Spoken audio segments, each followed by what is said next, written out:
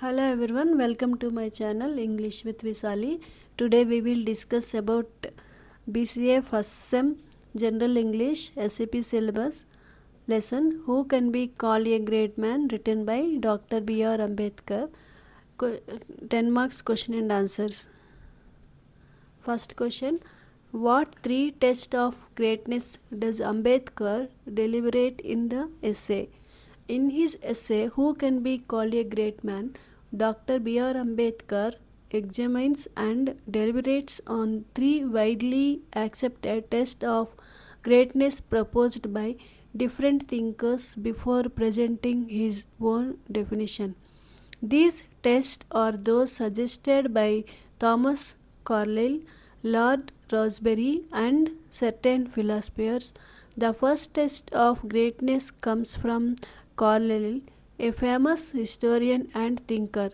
According to Carlyle, the hallmark of a great man is sincerity.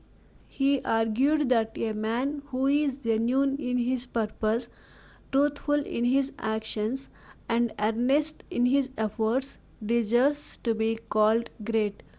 Carlyle believed that sincerity alone is sufficient because it separates true heroes from pretenders.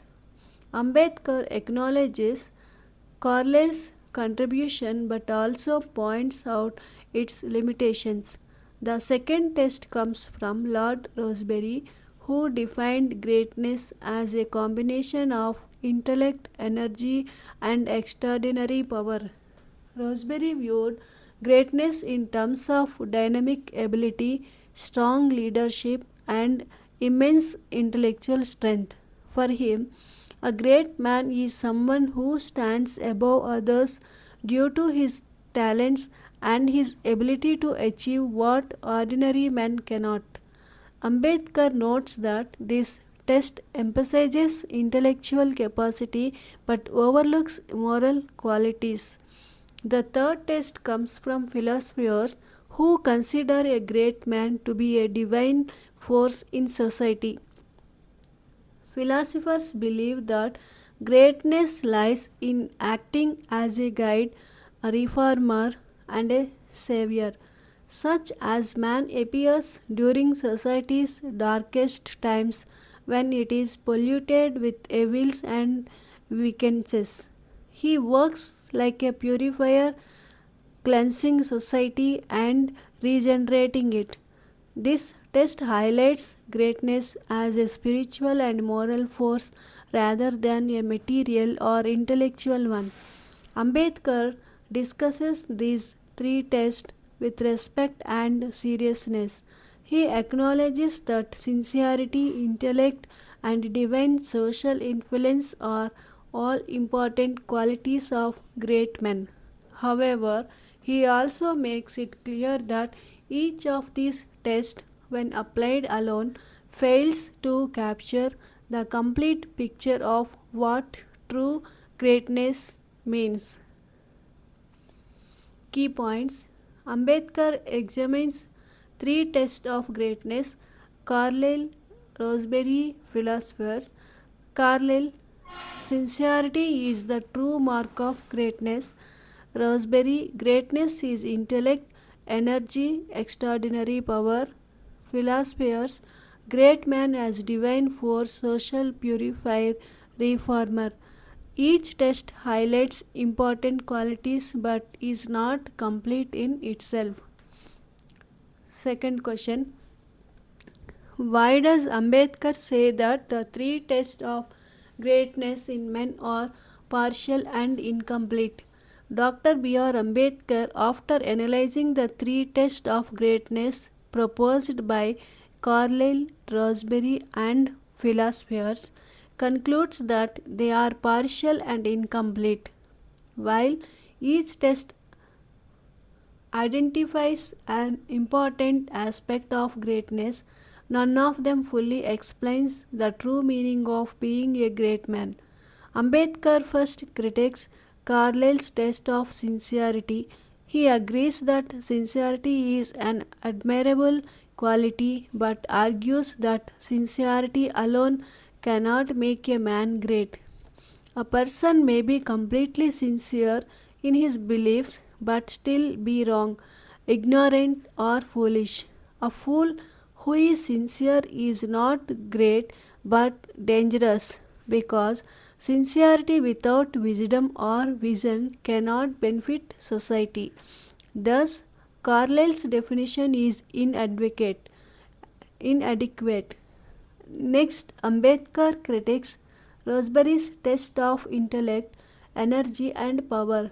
While intellect is essential for leadership and achievement, Ambedkar points out that intellect without sincerity or moral purpose can be misused. History has examples of intellectual men who used their abilities for selfish gain rather than the betterment of society. Roseberry's definition, therefore, only creates an eminent man, not a truly great man. Intellect alone cannot ensure greatness. Ambedkar then considers the philosopher's test of a divine reformer. He agrees that a great man does act as a purifier and reformer of society. However, Ambedkar argues that this test is too abstract and idealistic. It does not explain the practical qualities or human struggles required to bring about social change. It glorifies great men as if they are gods, but in reality, they are humans with limitations who achieve greatness through struggle, sacrifice, and social purpose. For Ambedkar, the problem with all three tests is that they emphasize one single quality rather than the combination of qualities that make a man truly great. Sincerity without intellect can be blind. Intellect without sincerity can be dangerous, and spiritual reform without practicality can be ineffective. Ambedkar concludes that greatness must be defined as the union of sincerity, intellect, and a strong sense of social purpose. A great man is not simply eminent but one who appears in times of crisis to guide society, cleanse it of evils, and lead it towards justice and regeneration. This is why he considers the earlier three tests partial and incomplete.